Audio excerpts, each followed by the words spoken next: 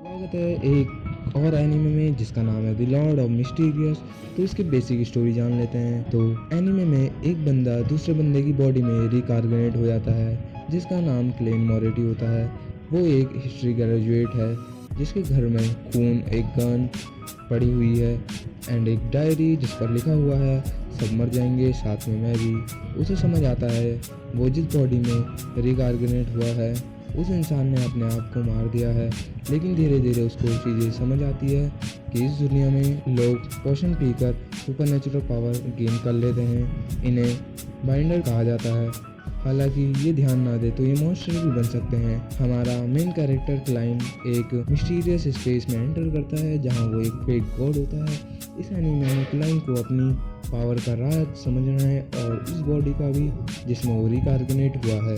साथ ही उसे सरवाइव करना है सीक्रेट सोसाइटी और सुपरनेचुरल पावर से भरी इस दुनिया में। तो बिना देरी के एपिसोड की स्टार्टिंग करते हैं। सो एपिसोड की स्टार्टिंग में हमें नरेटर बताता है बियॉन्डर की दुनिया के अंदर जो इंसान होते हैं वे काफ़ी सारी बियॉन्डर एबिलिटी को पा सकते हैं। ऐसा करते करते वो डिवाइनेट के पाथ तक पहुंच सकते हैं और जो ये डिवाइनेट के पाथ रहते हैं इन जिनकी स्टार्टिंग सीक्वेंस 9 से शुरू होती है। एक सीक्वेंस का नंबर जितना ज़्यादा कम होता है उतना ही एक बियॉन्डर की पावर ज़्यादा होती है एंड जो पावरफुल सीक्वेंस बियॉन्डर होते हैं उनके पास गोस्ट की पावर भी हो सकती है। सो इस इवोल्यूशन को अभी द पाथ ऑफ डिवाइन भी कहा जाता है। अगले सीन में हमें 9 सितंबर 1349 की कहानी दिखाई जाती है जहाँ पर एक मॉन्स्टर को दिखाया जाता है जिससे कि एक बंदा लड़ रहा होता है एंड वो बंदा हमें ये बताता है कि ये दुनिया एक इल्यूजनरी दुनिया है जहाँ हमेशा क्विज चलती रहती है और ये टेंस है वो डिवाइन ब्लेसेस है। ये बोलने के बाद वे बंदा मॉन्स्टर की तरफ अपने कार्ड्स फेंकता है, लेकिन उसके कार्ड्स इतने ज़्यादा पावरफुल नहीं थे जिससे कि वो मॉन्स्टर को हरा दे एंड फिर मॉन्स्टर उसकी तरफ हमला करता है एंड उसको घायल कर देता है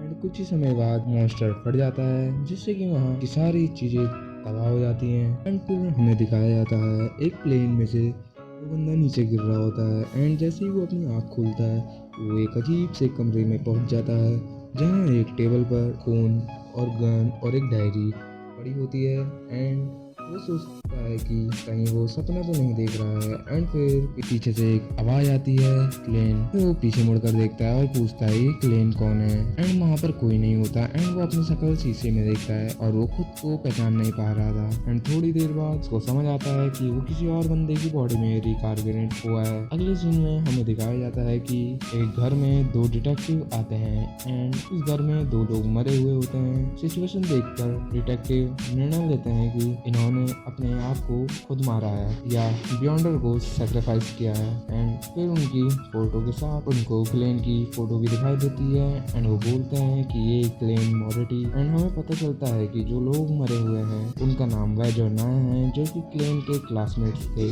एंड उन्होंने साथ ही साथ की और यूनिवर्सिटी से ग्रेजुएशन कंप्लीट की है एंड क्लेन के पेरेंट्स भी मर चुके हैं एंड वो अब अपनी बहन के साथ रहता है एंड क्लेन अब हमें अपने बारे में बता रहा होता है और वो बोलता है कि वो टिंगर सिटी मेंबर है, वो भी वो काउंटी का जो कि नॉर्दर्न कॉन्टिनेंट लियोन किंगडम में पड़ता है। वो कहता है कि मैं हाल फिलहाल ही में ग्रेजुएट हुआ हूँ। अब क्लेन अपनी डायरी वापस देखता है जिसमें लिखा होता है 29 को वेस्ट से देखने आया था और वो कहता है उसे एक अजीब किताब मिली है। इसके बाद उस डायरी में 20 जून के बारे में लिखा होता है एंड उस पर लिखा होता है कि उन लोगों ने बुक का पहला पन्ना सॉल्व कर लिया है एंड उन लोगों को पता चलता है कि ये किताब तो 4th इपोच की है जिसका नरेटर एंटागोरस फैमिली से आया था। एंटागोरस फैमिली के बारे में डिटेक्टिव को भी पता चलता है। वो उसमें पढ़ता है 21 जून, 22 जून और 25 जून के बारे में भी और वो उसमें और पढ़ता है एंटागोरस और ब्लैक एम्पियर के बारे में भी और टोरा किंगडम्स